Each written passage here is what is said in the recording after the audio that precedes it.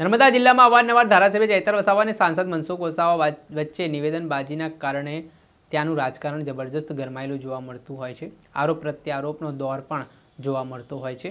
ત્યારે આ વચ્ચે આજે નર્મદા જિલ્લામાં બાળકો જે શિક્ષણ લઈ રહ્યા છે, અભ્યાસ કરી રહ્યા છે, તેમના માટે બાળ વૈજ્ઞાનિક પ્રયોગને કાર્યક્રમ હતો, જેમાં શાળાના શિક્ષકો હાજર હતા। સરકારી કાર્યક્રમ હતો ને જે ડેડિયાપાડાના ધારાસભ્ય ચૈતર વસાવા તેમની ગેરહાજરી જોવા મળતા સાંસદ મનસુખ વસાવાએ પ્રહાર કરવાની શરૂઆત કરી હતી।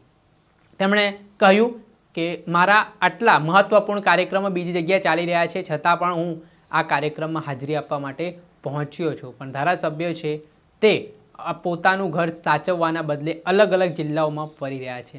પહેલા તો સાંભળો સાંસદ મનસુખ વસાવાના આકરા તેવર। પ્રતિનિધિઓ નથી એનું પણ ભારતમાં કોકના પ્રતિનિધિને મોકલી દીધા હોત તો હું આપતો ને। અને બધા તમે આવ્યા છે, તમે હો તમે કોઈ આસિસ્ટન્ટ શિક્ષકને મોકલી દીધું તો બી ચાલતો ને, ચાલે એમાં શું કહે। આ જો સ્થિતિ રહેશે તો 2047માં દેશ વિકસિત થશે, નર્મદા જિલ્લો એટલો આગળ નહીં જોડાય।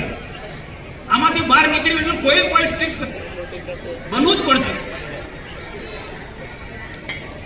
મેં મારો કેટલો મોટો કાર્ય ના કહેવાય, પણ તમે બીજા બધાને ખ્યાલ આવે, જે લોકો નથી એમને ખ્યાલ આવે। આપણે ધારાસભ્ય ચૈતર વસાવા ચંદ્રપુર ને બધા સોનગઢ ને બધા ક્યાં ક્યાં દક્ષિણ બધા ઉત્તર બધા ખોદી વડે ઘર હાથવાનું ભાઈ તમે ડોક્ટર દેશના એટલા માટે એવું નહીં કે એક માટે બે માટે પણ ધારાસભ્ય દર્શન આપ તમે ડોક્ટર તમને શિક્ષણનું મહત્વ ખ્યાલ છે હે? આ તો સાહેબ મને કીધું તું પૂર્ણ દાવત ને, કારણ કે આજે મારો પેલો કાર્યક્રમ ડ્રોપ કર્યો।